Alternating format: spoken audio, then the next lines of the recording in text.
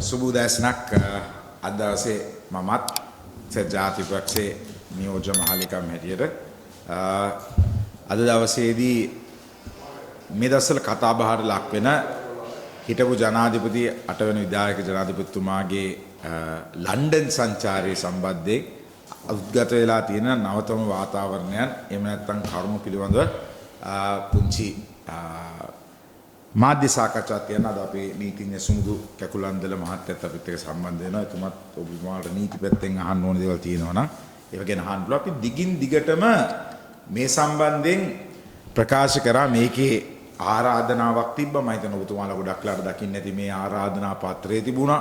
මේ ආරාධනා පත්‍රය මම දැක සමාජ ජාල ඇස්සේ සමහර ඒවාල තිබුණා. මේකේ පිටිපස්ස පැත්තේ කන්න දීපු එකක් තියෙනවා. වෙනම ඕනේ නැහැ කන්න දීපු එකක් තියෙනවා.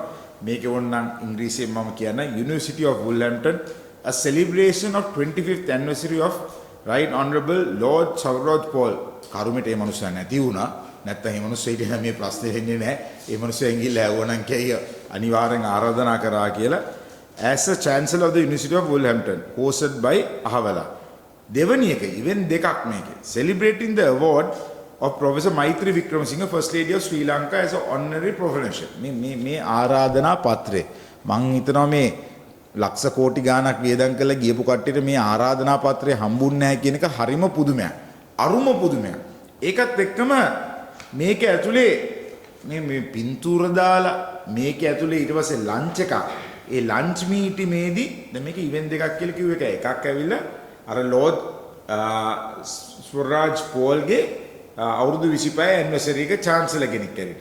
දෙවනි එක ප්‍රොෆෙසර් මෛත්‍රී වික්‍රමසිංහස් honorary professorship. මේකේ ඔක්කොම තියලා සහභාගී වෙන මිනිස්සු මේ වාහන පාක් කරන්න ඕන තැන් කොහෙද VIP වාහනේ පාක් කරන්න ඕනේ කොහෙද මේකට photograph of attendees කියලා ඒකට රනිල් වික්‍රමසිංහ මහත්තයාගේ පින්තූරේ මං අහනවා මේ ලංකාවේ ඉන්නුන්ට පිස්සුද අම්මපා මේ නඩුවක් අල්ලගෙන දුවන්නේ මේ රටේ රාජ්‍ය මම හිතන්නේ ලෝකෙවත් කොහෙවත් මෙහෙම අසාධාරණයකට මෙහෙම රාජ්‍ය නායකයෙක් පත් කරලා කියලා. හැබැයි අපි මේක සුළුවට පටුවට තකන්නේ අර කියනවනේ ඒගොල්ලන්ගේ ඇමතිවරයෙන්ම කියනවනේ කොට හොඹහක් විශ්වාස කරන්න බෑ වගේ කොට මිනිහා විශ්වාස කරන්නත් බෑ කියලා.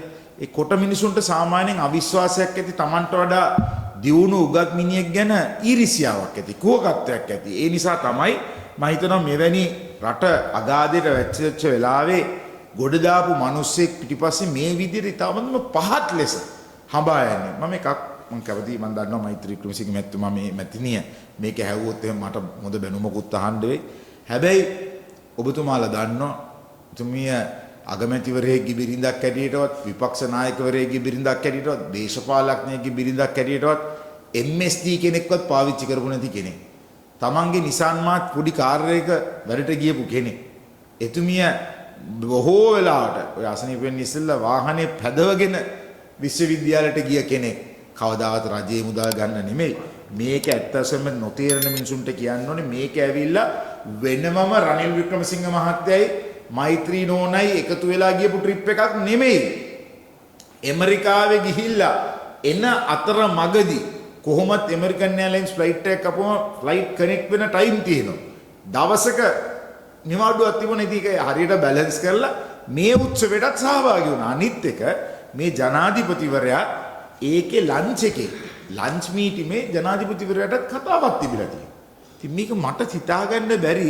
දැන් එදා මම හිතන්නේ අපේ නීතිඥ දිනේෂ් විදානපත්‍රන මැතිතුමා අපේ නීතිඥ තල්තතු කොල්ල මැතිණිය කිව්වා නීති තත්ත්වයන් MLA එක අනුව කටයුතු කරා නම් තමයි ඒගොල්ලන්ට ඒ විශ්වවිද්‍යාලයෙන් මේ කරුණු කාරණා දෙන්නේ. එහෙම නැතුව අපේ CID ගියයි කියන පළියට අපිව ගෙනල්ලා ඔය තම්බන විදියට අපිව ගෙනල්ලා රස්තදු කරන විදියට CIDට ගිහිල්ලා වුල්හැම්ප්ටන් විශ්වවිද්‍යාලයෙන් කට උත්තර ගන්න බෑ. ඒකට ක්‍රමවේදයක් තියෙනවා. ඒ ක්‍රමවේදය අනුගමනය කරපු නිසා තමයි ඒගොල්ලන්ට හිස් අතින් එන්න ඕනේ. දැන් ආයෙත් නීතිපති දෙපාර්තමේන්තුව වෙනවා MLA එක හරහා. හරි MLA එක stands for legal agreement එකක් තියෙනවා. අපි අතරේ තියෙනවා ලෝකේ අපි අත්සන් කරපු treaty එකක් තියෙනවා. MLA කියන්නේ එහෙම එකක්. ඒතර ලෝකේ අපි රටවල් අතර ද්විත්ව සම්බන්ධයක් තියෙනවා. මේ රටෙන් මේ කරුණු අපිට ඉල්ලන්න පුළුවන් කියලා අපේ නීතිඥයට ඉංගලන්තේ කට්ටියට මෙහෙන් එහෙම ඉල්ලන්න පුළුවන්. ඒ හරහා ඉල්ලුවොත් තමයි වුල්හැම්ප්ටන් එක බැඳිලා ඉන්නේ දෙන්න. ඒ වෙනතු කට උත්තරයක් කවුරු හරි ඉල්ලුව පළියට එහෙම දෙන්නේ නැහැ. ඊගාවට මම කියන්න ඕනේ විශේෂයෙන්ම මේ ට්‍රිප් එකේ බ්‍රිතාන්‍ය ආණ්ඩුවෙන් තමයි මෛත්‍රී නෝනට වාහනයක් දීලා තියෙන්නේ. එතනට යන්න. ඒකට සත පහක්වත් රජයෙන් ගෙවලා නැහැ. හරි. අනිත් එක රනිල් වික්‍රමසිංහ මහත්තයා එහෙම නැත්නම් රටේ ජනාධිපති. අපි මෙහෙම ගමුකෝ. මේ කතාව විතරක්. අපි මේක අත්‍යවශ්‍ය කතාවක්. අපි කල්පනා කරලා බලන්න ජනාධිපතිවරේ ඉල්ලාස් වෙන්න පුළුවන් අවස්ථා කීයක් තියෙන්නේ? ජනාධිපතිවරගේ ජනාධිපති ධූරය වේකන්ට් වෙන්නේ. එහෙම නැත්නම් ජනාධිපති ධූරය වේකන්ට් වෙන්න පුළුවන් ක්‍රම දෙකයිනේ තියෙන්නේ. මොකක්ද ඒ ක්‍රම දෙක?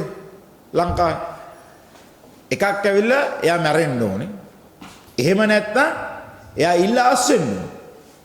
ජනාධිපතිවරේ මැරෙන්න ඕනේ. එහෙම නැත්නම් ජනාධිපතිවරයෙක් ඉල්ලාස් වෙන්න ඕනේ ජනාධිපති තනතුර වේකන්ට් වෙන්න. ඒතර ජනාධිපතිතුමා කොහෙ ගියත් টয়ලට් එකට ගියත් මම ඒකයි කිව්වේ ඒ යන්නේ මේ ජනාධිපතිවරයා අපේ টয়ලට් එකට ආවේ කියලා කියන්නේ. හරි අපි ගෙදරක වාහන යන ගමන් හදිස්සියට බැස්සොත් එමේ ජනාධිපති යටට එන්නේ. රනිල් වික්‍රමසිංහ යටට නෙමෙයි. ඉතින් මේක නොතේරෙන එක ගැන විශාල ප්‍රශ්නයක් තියෙනවා. මට පේනවා මේක තනිකර දේශපාලන ක්‍රමයකට යන්නේ. හැබැයි මම හිතනවා මේ ආණ්ඩුව කොහොමද දැන් නාගනිමින් පවතිනවා. විශාල නාගැනීමක් නාගෙන යනවා. ඒ අනුර කුමාර මහත්තයාගේ අවසානයේ ආරම්භය වෙන්න පුළුවන් මේ රනිල් වික්‍රමසිංහ මහත්තයාට මේ රට අමාරුවෙන් ඉන්නලා ගොඩ දාලා එතුමා ගොඩ දාපු දේවල් තමන්ගේ වගේ එතුමාගේ කමිසය ඇඳගෙන යන මේ ආණ්ඩුවට කියන්න වෙන්නේ. ඒ අත තියලා බැලුවොත් මම හිතනවා ස්වභාව ධර්මයේ කියලා දෙයක්ත් අපේ තියෙනවා. අපි දෙයියෝ වැඳලා ඉන්නේ මේ මාධ්‍යවේදීත් ආදාහන ආගමක් වැඳලා දෙයියෝ බුදුන් සීකරන් තමයි ගෙදරින් එළියට එන්නේ. අපේ රට ආශිර්වාදලා තියෙන්නේ ඒකයි මොන ප්‍රශ්නයක් ආවත් ඒවට අපිට ආරක්ෂාව ලැබිලා තියෙනවා.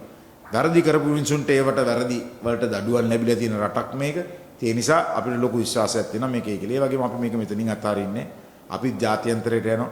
අපි ජාත්‍යන්තර පාර්ලිමේන්තු සංගමයට CPU එකට, කොමන්වෙල්ත් පාර්ලිමේන්තුවට, IPU එකට, UN එකට, ඒ වගේම යුරෝපියන් යූනියන් එකට මේ සියලු දෙයට ලෝකේ ප්‍රථම වතාවට ජනාධිපතිවරයෙක් ජනාධිපති කෙනෙක් හැටියට විශ්වවිද්‍යාලයකට ගිහිම සම්බන්ධයෙන් නඩුවක් පවරලා ඔව්ව හිරේ දාන්න යන කුරිරු ආණ්ඩුව ගැන ලෝකෙට කියන්න හෙට අනිද්දාට අපි ලෑස්ති වෙනවා. ඒකට අපි යන්න සූදානම් කරගෙන ඉන්නවා. අපි ලෝකයේ හැම ස්ථානයකටම යනවා. තානාපති කාර්යාලය මට්ටමින් වෙනම එකක් යනවා. ඒ වගේම දේශීය වශයෙන් අපි හැම දිස්ත්‍රික් එකම මේ නඩුව තියෙන අප්‍රේල් 28 ඊට ඉස්සෙල්ලා හැම දිස්ත්‍රික් එකම හැම ස්ථානයකම අපි මේ සම්බන්ධයෙන් ස්වාමින් වහන්සේලා, පූජ්‍ය පක්ෂ, නීතිඥවරු, තරුණ කණ්ඩායම් සියලු දෙනාට මේකේ තියෙන බැරෑරුම්කම සහ මේකේ තියෙන අසාධාරණ දේශපාලන පලිගැනීම පිළිබඳව වැඩසටහනක් ආරම්භ කිරීමට දියත් කිරීමට මාර්තු 1 වෙනිදාන් පස්සේ සූදානම් කරලා තියෙනවා. ඒත් එක්කම කියන්නේ මේවා කරගෙන යනකොට අපිට පේනවා දැන් අපේ ඒවත් එක CIDද මොනවාද අල්ලස්ද හැම වෙලාවෙම ඉතින් එක එක පරීක්ෂණ දාලා තියෙනවා. ඉතින් වැඩ කරන්නේ ඉස්සරහට එළියට එනකොට මේ වගේ මර්ධනය කරන්න හදනවා. අපි ආණ්ඩුවට මතක් කරන්නේ අවුරුදු 1කමාරක් ගියා. ඕගලන්ට තව තියෙන අවුරුදු බොහොම පොඩි ප්‍රමාණයක් අපිත් ආණ්ඩුවල හිටියා. ඔය වගේ ගොම්පාට දාන්න ගියාම තමන්ගේ ફોකස් එක නැති වුණාම ආණ්ඩු කිරීමෙන් යනකොට පරිගැනීමට යන්න ගියාම අන්තිමට ඔබතුමාලට නොතේරියත් මේ හැරලා බලනකොට කාලය ගිහිල්ලා ඒ කාලේ ගියාම ඔය කියන නිලධාරි වැඩ කරන්නේත් නැහැ ඔබතුමාලට ඕන විදියට. දැන්ටම රජයේ නිලධාරි වැඩ කරන්නේ නැහැ. මොකද ජූනියර් බොහොම පහළම ශ්‍රේණියේ මිනිසු අමාත්‍යාංශ මහා ප්‍රධාන ලේකම්වරු හැටියට පත් කළ රාජ්‍ය සේවය විනාශ කරලා තියෙන. මම දැක්ක බදුල්ලෙත් එහෙම ප්‍රශ්නයක් වෙලා තියෙනවා. බදුල්ලේ හිටපු ප්‍රධාන සුපර් ග්‍රේඩ් එකේ හිටපු නිලධාරියෙක්ව පල්ලයට දාලා ඒගොල්ලන්ගේ දේශපාලන පත් කිරීම 3-4 පල්ලයට ඉන්න ශ්‍රේණි වල කට්ටිය උඩට ගෙනල්ලා තියෙනවා. මේක ලොකු විනාශයක ආරම්භය. රජයේ යාන්ත්‍රණයේ හිම් පිටින්ම කඩා වැටිලා එකම දේ තියෙන්නේ අර අපිත් යහපාලන කාලේ එක පොඩි ගොම් පාට්ටක් දැම්ම කොච්චර හොඳ වැඩක් කරත් පලිගැනීමේ චේතනාවෙන් හොරු අල්ලනවා කියන ලොකු කැම්පේන් එකක් කරන්න ගියා. ඒක අන්තිමට බිඳ වැටලා ගෝඨාභය රාජපක්ෂ මහත්තයා 68 ලක්ෂයක් ඡන්ද අරගෙන එකපාරට. ඒ නිසා ඒ බව මතක් කරලා දෙනවා. හැබැයි රනිල් වික්‍රමසිංහ කියන්නේ වෙනස් වූ චරිතයක්. ඔහුට විරුද්ධව මේ අත තියන්න ගියොත් ඒක මහා අපරාධයක්. ඒක සාපයක්. මම එදත් කිව්වා සර් සාපේ කියලා එකක් කිව්වා මේ රටේ ප්ලේන් ගුවන් යානා අරගෙන පිටරට ගියපු ජනාධිපතිතුරු හිටියා. ප්ලේන් අරගෙන සම්පූර්ණ තම මුළු ගුවන් යානාවම අරගෙන රට ගියපු කට්ටිය ඉන්න කාලෙකදී රනිල් වික්‍රමසිංහ මහත්තයා ඇමරිකන් එයාර්ලයින් එකේ යන ගමන් බහැලා රටට ගෞරවයක් වෙන ප්‍රොෆෙසර් කෙනෙක් බවට පත් කරන ડોක්ටරේට් එකක් ලැබෙන ජනාධිපති බිරිඳට ලංකාවේ මොනතරම් ආඩම්බරයක්ද දැන් ඉන්න ජනාධිපති බිරිඳ කොයිද කියලාත් හොයාගන්න බෑ.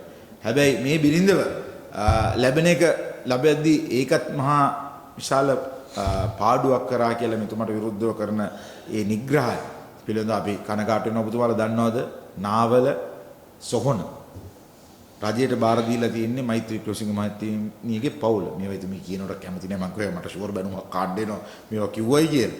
හැබැයි මහා කාලකන්ණි රටක් අපි. හරි මේ වගේ රටට දායාද කරපු මිනිස්සු රනිල් වික්‍රමසිංහ මහත්තයලා මං කොහොගේ වැලිගරට දාන්න බලාපොරොත්තු වෙමින් ඉන්නවනම් ඒයිද මේ අක්කර 42 අයිති මිනිස්සුන්ව මේ රටේ මිනිස්සු නොදන්නා මේ ජෙන්සී කියන પરම්පරාව නොදන්නා රනිල් වික්‍රමසිංහ යන කවුද කියන එක දැනගන්න ඕන නම් අපි 19 වෙනිදා රීඩ් විත් රනිල් කියලා වැඩසටහනත් මේ මල්පාරේ උත්සවයක් ඇටියට අපි කරනවා. ඒකට තරුණ දරුවන්ට පුළුවන් රනිල්ගෙන් කියව ගන්න. අපි ඒක හෙට අනිද්දාට ලොන්ච් කරනවා. ඒක ඔක්කොම ඩිජිටල් බේස් ස්මාර්ට් UNP යටතේ එන්නේ. මේ අවසාන වශයෙන් මේ මෙනියු එකේ රනිල් වික්‍රමසිංහ මහත්තයා කාලා තියෙන්නේ වෙජිටබල් බුරියානි. ඒකත් වෙජිටබල් බුරියානියක් තමයි මෙනියු එක පවා තියෙනවා. මේවා දැක්කේ නෑ කියනවනම් හරි විහිළුවක්. මං හිතනවා අපි දැක්ක දිගින් දිගටම රජේ නීතිඥවරයෙක් තාමත්ම පහත් ලෙස දේශපාලන කෝණයකින් රනිල් වික්‍රමසිංහ මහත්තයාගෙන් පරිගන්න උත්සාහ කරනවා. නමුත් මම මතක් කරන්න ඕනේ මේ හැම දෙයකම නිමාවක් එනවා. මොකද ඔය ඉන්න නීතිඥවරුන්ටත් කාලයක් තියෙනවා. ඒගොල්ලන්ගේ කාලය ඉවර වෙන. ඒගොල්ලන් රිටයර් වෙන්න ඕනේ. ඒගොල්ලන් සාමාන්‍ය පුරවැසියෙකුට පාරේ බහැලා යන්න ඕනේ වෙන. එදාට ස්වභාව ධර්මයේව බලාගනි. මම නීතිඥයාගේ නම කියන්න ඕනේ නැහැ. දැන්ටම අපෙන් පරිගන්න ඒගොල්ලන් සූදානම් කරලා ඇති. පරිගත්ත දෙයක්. හැබැයි ස්වභාව ධර්මයෙන් පරිගන්න ඒගොල්ලන්ට බෑ. සමහරට මේවා කරනවා ඇත්තේ රිටයර්මන්ට් එකකින් පස්සේ හරි ඊට ඔන්න ළඟට වෙනකොට තව ඊට වඩා උසස් තනතුරක් ගන්න සීයෙන් මේ දේවල් අපහාස කරනවා ඇති ජනාධිපතිවරයෙක්ට. හැබැයි ඒකේ පළ විපාක විඳින්න ඕන්ට සිදු වෙයි කියන එක මේ අවස්ථාවේ මතක් කරගන්න.